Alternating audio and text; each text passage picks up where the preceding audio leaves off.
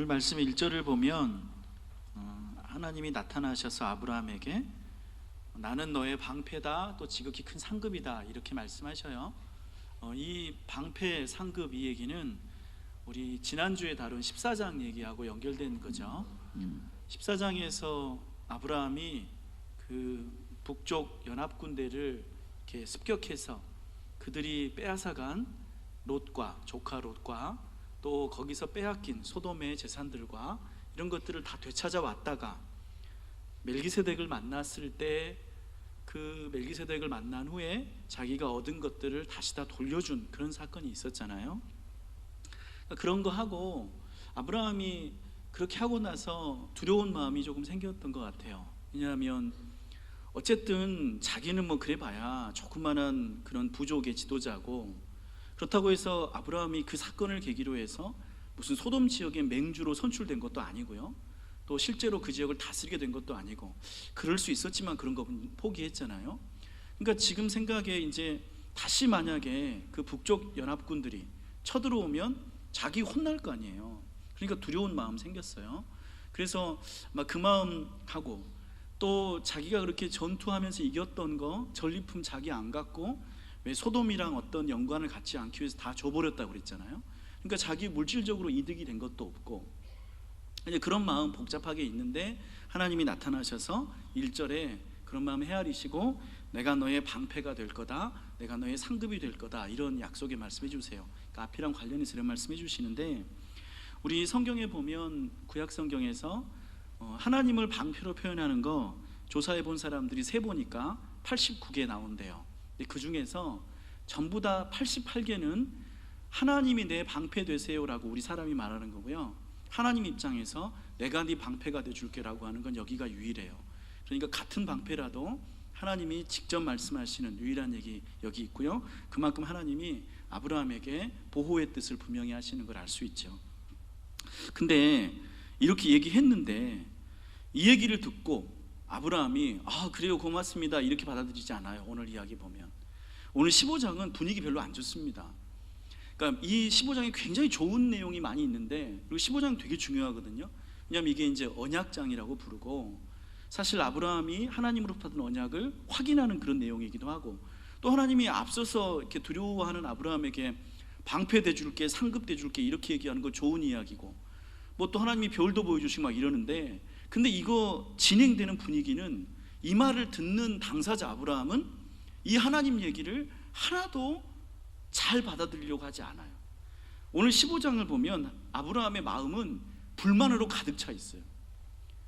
그 다 뭔 소용이래? 그런 거예요. 하나님이 1장의 1절에서 네 방패요 상급이라 이렇게 얘기했는데 2절에서 아브라함이 바로 뭐라고 그러냐면, 2절 읽어보시겠어요? 앞부분만. 아브라함이 이르되 주 여호와여 무엇을 내게 주려 하나이까? 이렇게 물어봐요. 아브라함이 퉁명스럽게 반응합니다. 하나님 뭐 맨날 주겠다고만 말하고 뭐 준 게 뭐 있어요? 그런 거죠. 지금 내가 저기 그 고향 떠날 때 하나님 나한테 뭐라고 그랬어요? 뭐 땅 주고 후손 주고 뭐 준다면서요. 유명하게 준다면서요. 근데 지금 뭐 내가 갖고 있는 게 뭐예요? 내가 지금 아들도 하나도 없어요. 아직도 10년이 넘게 지났는데 아들도 없어요. 뭐 땅 제가 뭐가 있어요? 지금도 그냥 나그네예요. 근데 뭐 또 여기 와가지고 또 이제 와서 또 무슨 상급이니 방패니 제가 믿을 것 같아요? 지금 이런 거 따지는 거죠. 그러니까 15장 그 나중에 조금 있다 이제 이게 자식 이야기 하나님이 조금 다시 강조하시고, 그 다음에 땅 얘기 또 해도 하나님이 그 땅 주시는 거 제가 어떻게 알아요? 이렇게 또 반문해요. 그러니까 아브라함이 여기서 보여주는 태도는 뭐 어떻게 말하면 굉장히 불손하고요, 또 어떻게 말하면 지금까지 믿어온 믿음에 관해서 진짜 하나님 믿는 거 이거 좋은 거 맞아요라고 반문하는 거고, 그리고 여기서 하나님 약간 수세적인 태도를 취하세요. 여기서 하나님이 아브라함을 좀 달랩니다. 이제 우리 본문에 우리 이제 성경에서 우리가 번역하는 이야기들, 번역하는 단어들 조금 이제 우리나라 번역하는 이 번역투는 항상 조금 엄해요. 엄숙하죠. 그래서 여러분 왜 신약 성경 봐도 예수님이 항상 반말하고 다니시잖아요. 근데 여러분 예수님이 정말 반말하고 다니셨을 것 같아요. 이래라 저래라 뭐 너는 뭐 이렇게 말해, 그랬을 리는 없거든요.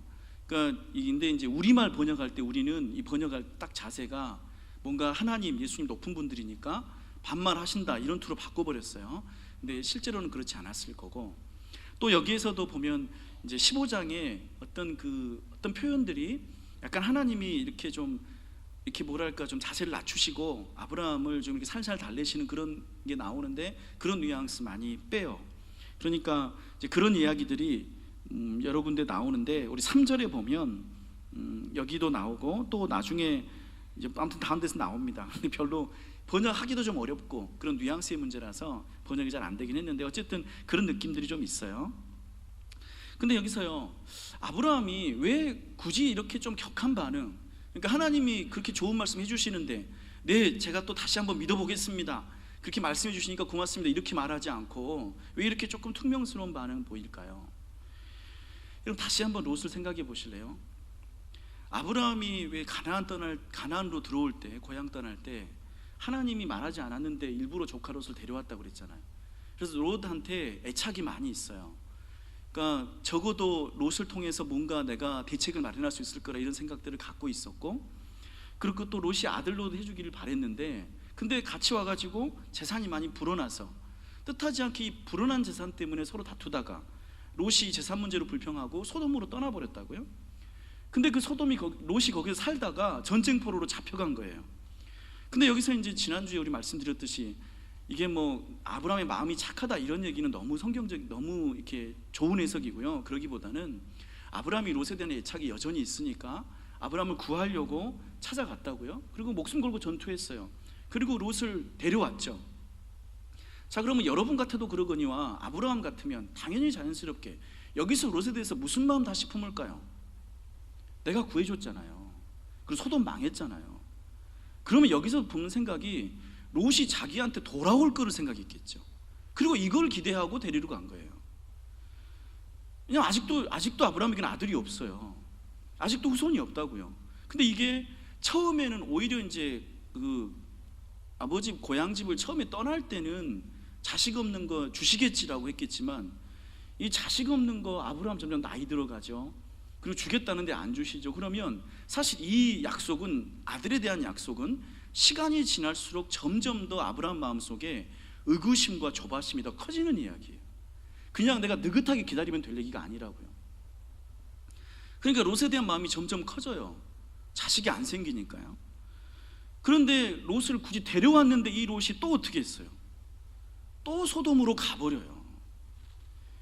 그러니까 아브라함이 더 속상한 거예요. 이걸로 내가 이렇게까지 해도 롯은 나한테 안 오고, 근데 준다는 하나님의 아들은 없고, 그러니 여기서 그런 속상한 상황이 있는데 하나님이 나타나셔가지고 방편이 상급이냐 하는데 그 마음이 귀에 들어오겠어요? 그 말이? 그러니까 속상하다고. 그러면서 여기서 이제 아브라함이 이렇게 얘기했다고 그러잖아요. 그냥 제가 우리 집에서 있는 성실한 젊은이, 이건 이제 그 상속자 엘리에셀이라고 번역하는데 이게 꼭 종인지 아닌지는 잘 몰라요. 이렇게 어떤 번역에 종이라고도 하고 아니라고도 하지만 원문에는 잘 몰라요. 그냥 메색의 아들로 돼 있어요. 근데 메색이 무슨 뜻인지 몰라요, 우리가 그 성경에서.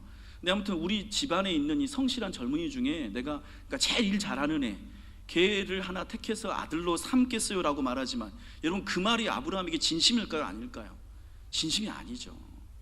여러분 누가 그런 집안에서 일하는 애를 이렇게 후손으로 삼고, 그러니까 그만큼 속상한 거예요, 자기 입장. 그렇게 말하면서, 이렇게 말하니까 이제 하나님이 조금 더 이렇게 설득을 해주려고 5절 보시죠. 5절에 그를 이끌고 밖에 나가서 뭐라고 말해요? 하늘을 우러러 무별을 셀 수 있나 보라. 네 자손이 이와 같으리라. 여러분 이거는 상당히, 글쎄요, 제가 이렇게 말씀드리면 너무 막 이렇게 좀 뭐랄까, 제가 좀 아무튼 혼날지도 모르겠는데 저는 이게 상당히 하나님이 약간 귀여운 느낌이다 이런 생각이 들어요. 왜냐하면 여러분 하나님이 13장에서 아브라함에게 자손 얘기할 때 그때 뭐라고 그러셨어요? 땅의 티끌같이 이렇게 말해요. 그러니까 땅의 티끌같이 했는데 그때는 그렇게 말했다가 일단 아브라함이 믿어서 넘어갔는데 이제 지금 아직도 한 개도 없어요. 이번에는 또 땅의 티끌 또 말해야 돼요, 안 돼야 돼요? 그럼 안 믿을 거면 이번에는 땅의 먼지처럼 많은 게 또 뭐예요? 하늘 보니까 별이 많네. 그러니까 이번에는 야 별 좀 봐, 별이 저렇게 많은데 내가 네 후손 이렇게 많게 해줄게, 이렇게 말하는 거죠. 여러분 사실 이 말을 믿는 아브라함도 놀라운데 하나님도 또 딱히 뭐라고 여기에 대해서요 사실 이거는 낳아야 낳는 거지. 그리고 때가 되면 낳을 건데 하나님은 정해진 때가 있겠지만 아직 아브라함에게 줄 때는 아니라고요. 그래서 하나님 입장에서 내가 몇 년 후에 말해줄게 이렇게 말하면 그거는 믿음에 관한 이야기가 아니게 되고, 지금은 아브라함의 믿음을 단련시키는 그런 시기라서 하나님이 이 글을 굉장히 추상적으로 말씀하시는데 그래도 뭔가는 믿게 해야 되겠고, 그러니까 지난번에는 땅의 티끌 얘기였다가 이번에 뭐 보여주시는 거예요? 별 보여주시는 거예요. 그리고 또 이런 의미도 있는 것 같아요. 여러분, 그 우리나라 소설가 중에 김금희라는 분이 있는데 이분이 별에 대해서 이렇게 설명했어요. 별은 거기 있고 가까이 갈 수 없는 것을 우리가 다 아는데 또 우리가 보고 싶어하는 게 별이다, 이렇게 말해요. 근데 여러분, 이 후손의 약속이라는 게 꼭 그런 거잖아요. 후손의 약속을 언젠가 주실 건 알아요. 그리고 그 약속은 지금 여기에 있어요. 그런데 언젠가 줄 거니까 지금 나한테 없죠. 그런데 항상 내가 그 약속을 확인하고 싶어요. 그러니까 후손의 약속이라는 꼭 별 같은 거죠. 눈에 보이고 저 멀리 있긴 하고 가까이 가진 않지만 그러나 갈 수 없는 거, 지금 없는 거, 그런데 바라보면서 기대하는 거, 후손의 약속이 그 별 같은 거라서 아마 하나님이 아브라함에게 별 보여주시는 것 같아요. 그리고 여기에서 성경 전체에서 굉장히 중요한 구절이 나옵니다. 15장 6절인데 여러분, 15장 6절의 말씀이 신약 성경에서 굉장히 중요한 구절의 근거가 됩니다. 15장 6절 같이 읽습니다. 아브라함이 여호와를 믿으니 여호와께서 이를 그의 의로 여기시고. 여러분, 이게 로마서 4장 가면 칭의 구원의 근거 구절이잖아요. 나중에 사도 바울이 우리가 율법 준수가 아니라 행위가 아니라 믿음으로 구원받는다 얘기할 때 이 구절을 갖다가 써요. 이 구절, 아브라함이 그 별 보여주는 거 가지고 하나님의 약속을 믿으니까 하나님이 그의 믿음을 의로 여기셨다, 이 얘기를 가지고 바울이 아브라함 구원한 거 봐, 믿음으로 구원한 거잖아, 이렇게 설명하는 게 로마서 4장이죠. 근데 이게 이렇게만 의미가 있는 게 아니라 또 하나 아주 반대되는 예로서 이 구절을 취하는데, 야고보서 2장 21절에 보면 뭐라고 말씀하시냐면, 야고보 사도는요, 아브라함이 하나님의 말씀을 믿기만 한 게 아니라 그 말씀을 자기 삶으로 행했기 때문에 이로보건대 사람이 행함으로 의롭다 하심을 받고 믿음으로만은 아니니라라고 말할 때요, 그때 똑같이 또 이 15장 6절을 근거 구절로 써요. 그러니까 15장 6절의 말씀은 이 자체로는 별게 아닌 것 같은데, 이게 신약 성경 넘어오고 기독교로 넘어오면 이게 칭의 구원이라는 것에 근거 구절이 되는 굉장히 중요한 구절이 된다고요. 근데 여기서 여러분, 이거를 여러분이 저는 구별해 주시면 좋겠어요. 여러분, 구원은 믿음으로 받나요? 행위로 받나요? 그렇죠. 근데 믿음으로 받는다는 말에 틀린 게 있어요. 여러분, 구원은 내 믿음으로 받는 게 아니에요. 여러분, 믿음으로 구원받는다는 말이 왜 틀린 얘기냐면, 그러면 우리가 그냥 내가 믿음이 굳세면 받겠네요. 여러분, 그러면 그 믿음이 자기 자랑 아니에요? 그 믿음이 내가 이루는 거 아니에요? 내가 굳세게 믿으면 받는 거 아니에요? 여러분들, 구원은 믿어서 받는 게 아니거든요. 여러분, 15장 6절을 다시 한번 볼래요? 15장 6절에서 여기서 중요한 구절은 아브라함이 여호와를 믿으니가 아니고요, 여호와께서 이를 그의 의로 여기셨다가 중요한 말이에요. 구원은 어떻게 받는 거예요? 하나님이 우리를 의롭다고 여기셔서 받는 거예요. 이거를 칭의 구원이라고 그래요. 여러분, 칭의 구원이라는 말을 헷갈리지 마세요. 칭의 구원이라는 말은 의롭다고 칭해서 구원받는다는 말이지 믿음으로 구원받는다는 말이 아니에요. 그러니까 칭의 구원이 사실이기 때문에 바울이 이 구절을 갖다 쓰는 것도 맞는 얘기고, 왜냐하면 바울은 율법이 아니라 행함이 아니라 하나님을 구원자로 믿어서 그 구원을 하나님이 의롭다고 여겨서 구원받는 설명을 한 거고, 야고보는 우리가 예수님을 구원자로 믿을 때, 그럴 때 우리의 삶이 그 믿음의 고백에 어울리는 삶을 살 수밖에 없다, 그리고 그런 것이 하나님이 우리를 의롭다고 여기시는 구원의 근거가 된다라고 설명을 했기 때문에 사실은 바울의 얘기나 야고보의 얘기나 두 개가 모순되는 이야기가 아니에요. 그런데 이것을 너무 단순하게 받아들여서 믿음으로 구원받는다라고 이해하시면 그럼 야고보 얘기는 모순이 되는 거예요. 그럼 다시 말하지만 칭의 구원. 여러분, 우리 개신교의 고백으로 가지고 있는 이신칭의라는 말이에요. 믿음으로써 구원받는다라는 번역이 틀리죠. 이신칭의는 믿음으로 구원받는다는 말이 아니고 믿음으로써 의롭다고 여겨진다라는 말이죠. 그리고 의롭다고 여김을 해주는 사람은 누구예요? 그 존재는 그게 하나님이죠. 그러니까 하나님이 우리를 의롭다고 여겨서 구원이 일어나는 거지 내가 굳게 믿어서 구원이 일어나는 게 아니에요. 그러니까 칭의 구원이라는 사실을 여기서 발견할 수 있고, 그리고 사실 성경은 처음부터 아브라함이 하나님을 믿었는데 그 믿음이 대단해서 구원하신 게 아니라 그 믿음을 하나님이 의롭다고 여겨서 그를 믿음의 조상으로 삼으셨다고 성경은 있는 그대로 그렇게 얘기해요. 그러니까 우리가 마음대로 성경을 우리가 그냥 이렇게 저렇게 멋대로 믿어서 되는 게 아니고 성경은 정확한 얘기를 하고 있고 우리는 그 얘기들을 이렇게 착오 없이 잘 받아들일 때 믿음의 흔들림이 없는 줄로 믿습니다. 여러분, 그렇게 했는데, 자, 근데 이게요 왜 또 우리에게 중요하냐면, 여러분, 이런 면에서 아브라함의 믿음을 하나님이 의로 여기셨다고 설명을 했는데, 자, 여기서요 진짜 아브라함의 믿음이 정말 그렇게 대단해요?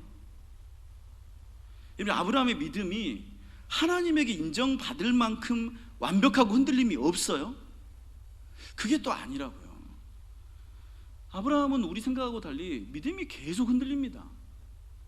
아브라함은 사실 처음부터 지금까지 항상 대안을 마련하고 있었잖아요. 롯이라는 대안, 그리고 또 엘리에셀이라는 대안. 그 다음에 여기서 이제 우리가 15장에서 이렇게 하나님이 별 보여주시니까 아브라함이 별 보고 얘 믿어요 이렇게 말해놓고 16장 가면 바로 뭐예요? 16장 가면 하갈 데려다가 아들 낳는다고요. 이스마엘 낳잖아요. 여러분, 이게 엄청난 모순 같아요. 그럼 여러분, 하나님이 여기서 아브라함이 이렇게 별 보여주면서 하나님 제가 믿어요 이렇게 말할 때, 그러면 바로 다음에 하갈 첩으로 들여다가 자기 나름대로 이스마엘 아들 낳는 거 하나님이 몰랐을까요? 하나님 속았을까요? 여기서 믿음이라는 게 어떤 거예요? 믿음은 흔들려요. 그리고 하나님은 사람의 믿음이 흔들리는 걸 아셔요. 여러분, 땅에 대한 얘기도 우리가 조금 이따 볼 텐데, 땅에 대한 얘기도 아브라함이 오락가락하지 않아요. 근데 이렇게 흔들리는 게 믿음인 것 같은데, 또 한편으로 보면 아브라함 믿음이 굳센 것도 사실이에요. 여러분, 하나님이 별 보여주면서 믿으라고 했죠. 근데 이 별 보여줬을 때 그 별 보고서 일단 그 순간만이라도 그래요, 제가 하나님이 이렇게 별 보여주시고 말씀하시니까 제 후손이 별처럼 많아지는 것을 믿을게요라고 했던 그 순간에 아브라함의 믿음은 진실한 거잖아요. 그리고 또 이런 것도 있어요.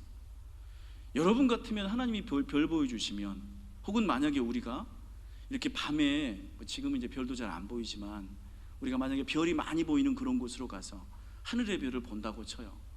그러면 이 하늘의 별을 보면서 사람이 보일 수 있는 태도는 크게 두 가지가 있어요. 첫째는 별 보면서 뭐라고 말하냐면, 야, 별 참 많네, 별 참 반짝반짝하다, 별 참 예쁘다, 이렇게 말하는 사람들이 있을 거고. 근데 여기서 아브라함은 별 보면서 무엇을 말했냐면, 왜 아브라함이 별 보고 믿었냐면, 별을 저렇게도 많이 창조할 수 있는 하나님이라면 나한테 아들 하나 만들어주는 거는 아무 일도 아니겠구나라고 믿은 거예요. 그러니까 별 보면서 하나님의 능력을 본 거예요. 왜냐하면 우리는 별 못 만들잖아요. 근데 하나님이 별을 보여준다는 걸 통해서 저게 그냥 별이 많다, 그러니까 내 자식도 많을 거다, 이렇게 받아들인 게 아니라, 하나님이 저렇게 많은 별을 만들 정도의 능력자라면, 그러면 늙은 나에게도 자식 하나 만들어주는 거 지금 당장 아니라도 몇 년 후에라도 하실 수 있겠구나라고 믿었던 거죠. 근데 여러분, 이 고백을 다윗도 했다는 걸 혹시 여러분 아세요? 우리 시편 8편 4절에 보면 다윗이 이런 시편을 지었습니다. 주의 손가락으로 만드신 주의 하늘과 주께서 베풀어 두신 달과 별들을 내가 보오니. 다윗도 별들을 봤어요. 근데 다윗이 이렇게 별들을 보고 뭐라고 그 다음 구절에 말하냐면 사람이 무엇이기에 주께서 그를 생각하시며 인자가 무엇이기에 주께서 그를 돌보시나이까 이렇게 말해요. 이게 다윗이 훌륭한 믿음이에요. 여러분 이게 믿음 없는 사람들하고 믿음 있는 사람의 말이 다른 거예요. 여러분 우리가 이렇게 우리도 별 보면 우리는 뭐라고 표현하냐면 우리는 되게 예쁘다 이래요.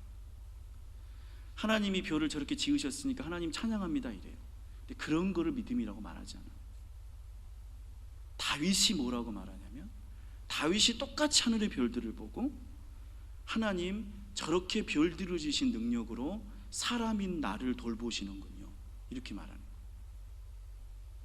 창조의 능력으로 오늘 하루 나를 살게 하시는군요 이렇게 말해요. 그리고 이것을 다윗의 믿음이라고 보여주는 거예요. 그리고 이게 아브라함의 믿음이에요. 그러니 아브라함의 믿음은 또 한편으로는 대단하죠. 근데 이게 믿음의 모습이에요. 한편으로는 흔들리고 한편으로는 굳세고. 왜냐하면 믿음이라는 것 자체가 아직 구체적이지 않은 거잖아요. 아직 형체가 없는 거잖아요. 실체가 없는 거니까 이게 내가 어쩔 때는 잘 붙드는 것 같고 어쩔 때는 헷갈리고, 그게 우리 사람의 믿음이라고 하는 것이라고요. 그리고 이게 하나님이 사람의 믿음을 의롭다고 여기시는 이유예요. 왜냐하면 믿음의 대상은 형체가 없기 때문에 한순간이라도 믿는 게 정상이에요? 아니면 아예 안 믿는 게 정상이에요? 정상은 아예 안 믿는 게 정상이에요. 하나님은 뭘 보시냐? 여러분의 흔들리는 믿음을 보세요. 하나님은 여러분이 안 믿어야 정상인데, 여러분 다시 생각해보세요. 별 보고 무슨 우선을 믿어요? 땅에 티끌같이 많다 이거 보고 그거를 진지하게 믿는 인간, 이상한 인간. 하늘의 별 보고 그래요 믿습니다 이렇게 말하는 게 이상한 인간 아니에요? 근데 그렇게 믿는다는 거, 비록 다음 순간에 또 흔들릴지라도 내가 그렇게 하나님을 믿어보려고 하는 거, 안 되는데 붙들어 보려고 하는 거, 그거를 하나님이 의롭다고 인정해 주신다고요. 그거를 의로 여기신다고요. 그리고 그 의로 여기심이 뭐냐면 그게 믿음으로 하나님이 약속을 이루어가는 파트너로 우리를 삼아주신다는 거. 이런 믿음의 세계에서 굉장히 신비로운 거는 하나님이 우리에게 강요할 때는 믿음이 못 돼요. 하나님이 여러분의 정신을 쏙 빼가서, 하나님이 여러분의 정신을 조종해서 절대로 하나님을 못 떠나게 할 때, 그럴 때 우리가 믿음이라고 부를 여지가 하나도 없어요. 오락가락 할 때, 왔다 갔다 할 때, 그게 믿음인 거죠. 아무리 우리가 확신이라고 말해도 우리의 확신은 상황에 따라서, 시대에 따라서 흔들립니다. 그런데 그 흔들리면서도 주님을 붙들고 있는 것, 하나님이, 그리고 그 흔들리면서 주님을 붙들면서 가까웠다가 멀어졌다가 가까워졌다가 멀어졌다가 그러면서 평생 동안 주님과 함께 가는 것, 그리고 그 인생길에서 결국 하나님의 약속이 이루어지는 것을, 그거를 믿음의 파트너로 우리를 인정해 주시는 거죠. 그러니 여러분, 믿음이 흔들리는 것을 너무 걱정하지 마세요. 원래 그런 거예요. 근데 여러분이 그 흔들림 안에서 주님을 붙들고 있다는 게 본질인 거예요. 안 믿어야 원래 정상인데, 그런데 그 믿음 안에 살아간다는 것. 그러니까 여러분, 오늘 이 시간에도 와서 이렇게 앉아 있잖아요. 얼마나 집에 가고 싶어요. 집에 다 꿀단지 숨겨놓으셨잖아요. 집에 가서 빨리 꿀을 한 컵 먹어야 되는데 안 먹고 지금 여기 와서. 근데 항상 여러분 오실 때마다 고민하잖아요. 갈까 말까.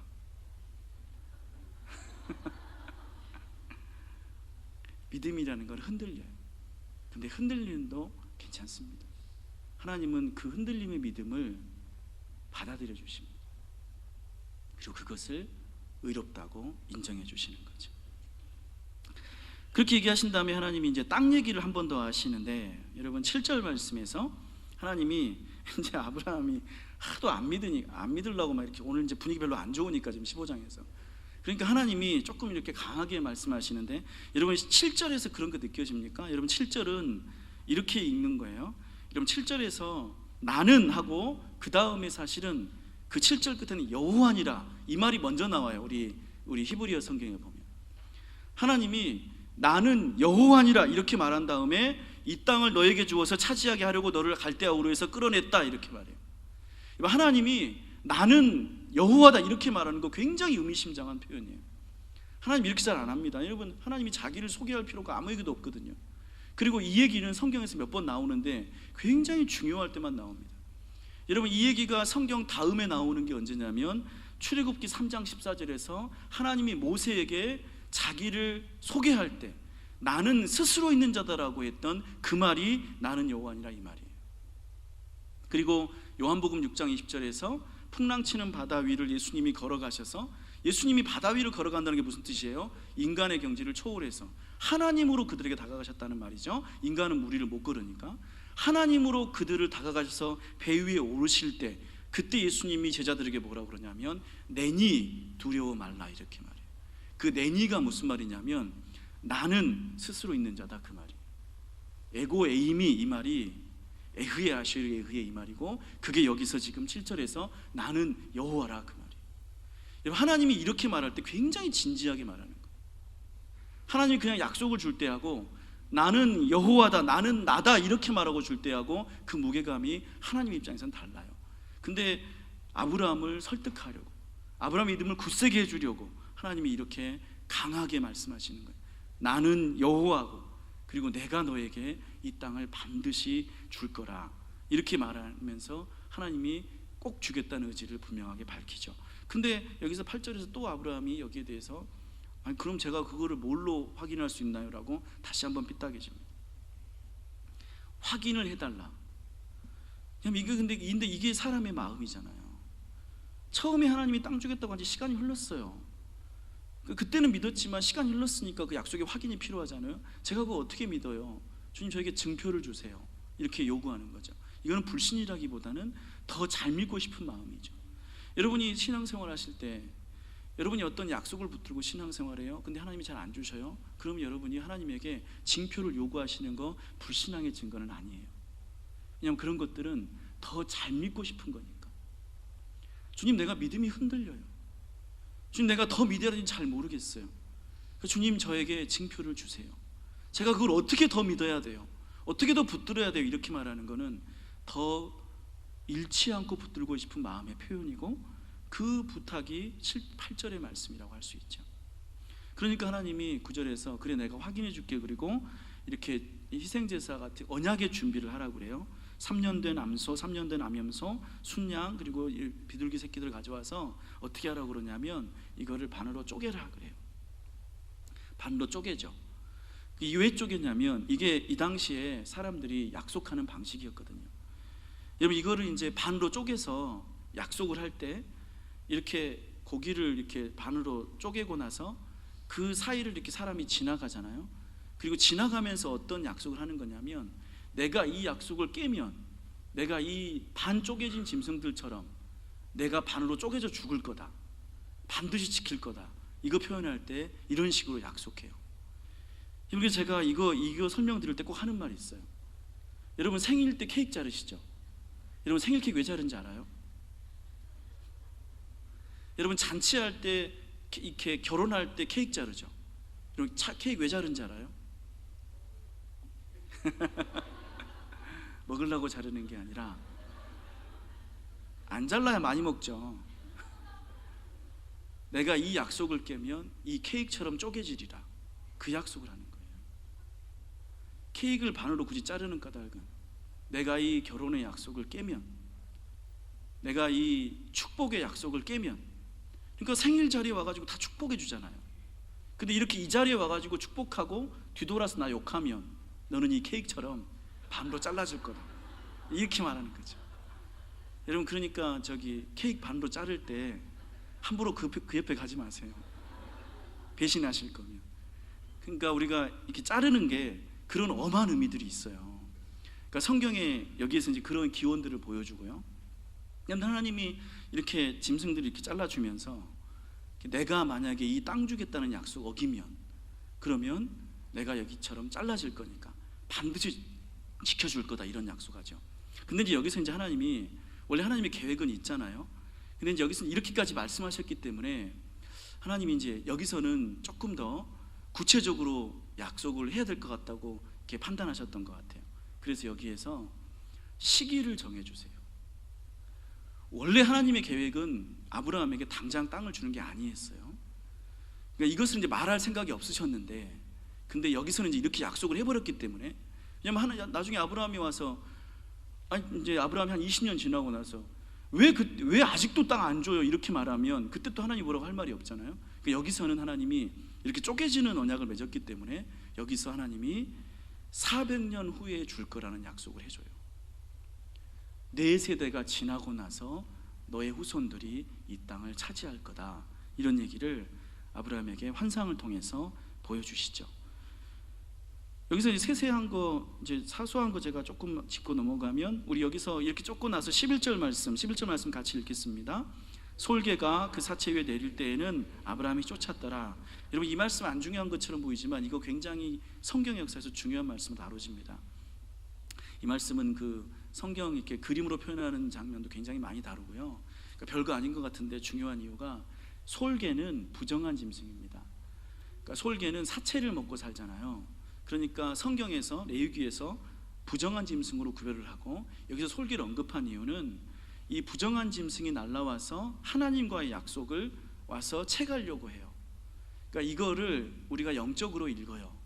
그래서 하나님과 아브라함이 이렇게 이제 땅에 관한 엄한 약속, 중요한 약속을, 계약을 맺는데, 여기에 부정한 것들이 와서 이 언약을 방해하려고 하는 장면을 11절에서 설명한다, 우리가 이렇게 설명해요. 그러니까 그 약속을 잘 지키지 못하도록 아브라함의 믿음을 계속 흔들고, 아브라함의 믿음을 버리게 하고, 또 이스라엘 사람들이 이집트에 가서 노예 생활할 때 그들에게 약속을 포기하게 하고 이집트에 남으려고 하고, 이런 것들에 대한 예언, 이런 것들에 대한 예견으로 솔개가 내려와서 이렇게 방해하는 그런 장면을 여기다 넣었다고 우리가 그렇게 믿고요. 그 다음에 12절에서 아브라함이 해질 때 깊은 잠에 빠져요. 이 잠은 타르데마라고 그래서 사람이 졸린 게 아니라 하나님이 자게 하는 잠을 말합니다. 그러니까 우리 창세기에서 아담과 하와 창조할 때, 왜 하와 창조할 때 아담 잠들게 하고 갈빗대 뺐다, 이런 설명 있잖아요. 그때 하나님이 아브라함 잠들게 했다, 그 말이고요. 그래서 하나님이 여기서 아브라함 잠들게 하고, 그리고 아브라함에게 이 400년에 대한 계약, 400년에 대한 미래 얘기를 꿈을 통해서 확인해 주시는 그런 내용들을 우리가 볼 수 있어요. 여러분, 근데 이제 제가 시간이 조금 돼서 그냥 마무리하면서 이렇게 설명을 드리고 싶어요. 여러분, 근데 이런 일이 끝났을 때, 이렇게 하나님이 별도 보여주시고 쪼갠 사체를 가지고 약속도 해주시고 이렇게 했을 때 아브라함 만족했을까요? 결국 아브라함이 확인한 건 뭐예요? 이 15장 마지막에 다시 약속밖에 없어요. 아브라함에게 있는 거는 아무것도 없어요. 아브라함이 들은 후손에 대한 약속도 별이에요, 별. 지금 안 줘요. 아브라함이 들은 땅에 대한 약속도 400년 후래요. 자기 살 때 못 받아요. 아브라함에게 이 경험을 통해 남은 거는 다시 기다림과 약속밖에 없어요. 그게 아브라함이 확인한 현실이죠. 그럼 아브라함이 만족했을까요? 설령 아브라함이 만족하지 않았다고 해도 우리 중에 아무도 아브라함을 비난할 수는 없을 거예요. 근데 이렇게 흐릿한 거, 기다리는 거, 이게 믿음, 신앙생활이라고 하는 거죠. 근데 중요한 거는 이렇게 나중 일이라는 약속을 다시 확인했을 뿐인데, 아브라함은 어떻게 보면 허무하잖아요. 근데 이렇게 하고 나서 아브라함은 하나님을 떠나지 않아요. 여러분, 저는 이 15장을 마무리했을 때 이 마음이라는 게 어떤 건지 생각해 봐요. 여러분, 우리 같으면 어땠을까요? 내가 먼저 믿었어요. 믿어서 사실 고향 땅 떠나온 거 하나님에 대한 진짜 깊은 어떤 믿음이라기보다는 그런 거 바래서 온 거잖아요. 자식도 주시고 땅도 주시고 유명하게 해주시고. 근데 그게 10년이 지나도 이루어지지 않았어요. 근데 여기서 그래서 막 따졌어요. 왜 안 주세요? 저한테 필요한데. 그리고 시간이 더 지나면 더 못 받을 것 같은데. 그런데 하나님이 그래서 나타나셔서 약속을 확인해 주셨어요. 그런데 확인하고 나서 받은 건 또 약속이에요. 그럼 여러분 같으면 여기서 계속 믿겠어요? 아니면 그만하시죠? 또 사기치시려고 저 언제까지 기다려야 돼요? 이렇게 말하겠어요. 여러분, 이게 믿음이, 아브라함의 믿음이 의로 여김받은 이유라고요. 믿음이라는 게 이런 거라고요. 약속밖에 없는데 다시 하나님을 붙드는 거. 그리고 여전히 내일 또 마음은 갈팡질팡할 거예요. 그냥 확실한 건 아무것도 없으니까. 왜 아브라함이 16장 가서 하갈 데리고 이스마엘 떠났냐면, 그게 또 그때 가서는 또 갑자기 좀 마음이 너무 불안해졌거든요. 나 또 늙어가요. 언제 악이 날지 몰라요. 그때는 믿었지만 또 어떻게 될지 모르니까 또 예비장치 말이 롯은 이제 진짜 안 올 것 같아요. 또 뭐 해야죠. 오늘은 굳셌다가 내일은 이게 뭔가 싶은. 그런데 그러면서도 하나님 안에 있는 거, 그 믿음이 귀한 거고, 그래서 하나님은 그 믿음을 의로 여겨주시는 거죠. 여러분, 우리도 그거랑 원칙적으로 상당히 비슷한 면이 있어요. 여러분, 우리가 예수 그리스도의 영광의 재림의 약속을 갖고 있죠. 재림이 우리가 바라는 거예요. 근데 다시 오실 예수님 지금 언제 안 오고 있어요? 얼마나 시간 지났어요? 2000년 지났죠. 아브라함이 400년 기다리라고 했는데 아브라함은 명함도 못 내밀어요, 우리한테. 예수님은 오신다고 한 지 얼마 지나요? 2000년 지나요. 아직도 안 오셔요. 모르겠어요. 내일 오실지 모르겠지만 그게 3000년 걸릴지 4000년 걸릴지 몰라요. 그리고 우리가 그걸 다시 물어도 우리에게 돌아오는 거는 또 약속밖에 없어요. 그러면 우리가 그렇게 오래 기다리고 길게 기다리니까 그런 약속은 쓸모가 없을까요? 기다리며 인내하는 동안 우리한테 생겨나는 게 있어요. 그게 뭐냐면 그게 관계예요. 아브라함이 아들과 땅을 계속 믿고 기다리면서 아들과 땅을 당장 못 얻었는데, 근데 기다리면서 뭐가 점점 깊어졌어요? 하나님과의 관계가 깊어져요. 하나님을 알아가요. 근데 사실 이게 땅보다 아들보다 훨씬 더 중요했던 거예요. 하나님이 아브라함을 구원하신 이유는, 부르신 이유는 물론 땅도 주고 아들도 주고 해야겠지만, 그런데 그런 게 진짜 목적이 아니라 아브라함을 자기 자손으로, 하나님의 자녀로 삼으시려고 부른 거죠. 그러니 중요한 것은 그 친밀한 관계였어요. 우리도 그래요. 우리도 재림 기다리면서 우리의 신앙생활의 답답함과 여러 가지 고난들이 있어요. 원망도 생기고 이루지 못하는 꿈에 대한 좌절도 있어요. 그런데 그렇게 계속 기다리면서, 계속 다시 오실 주님을 기다리면서 우리에게는 뭐가 생겨나요? 하나님과의 친밀한 관계가 생겨나요. 그리고 사실 우리가 인생을 마칠 때 결국 우리에게 남는 것은 그 친밀한 관계인 거죠. 그리고 하나님은 그것을 우리에게 주시길 원해서 우리를 기다리게 하시고 또 우리에게 약속을 주시고 계시는 거죠.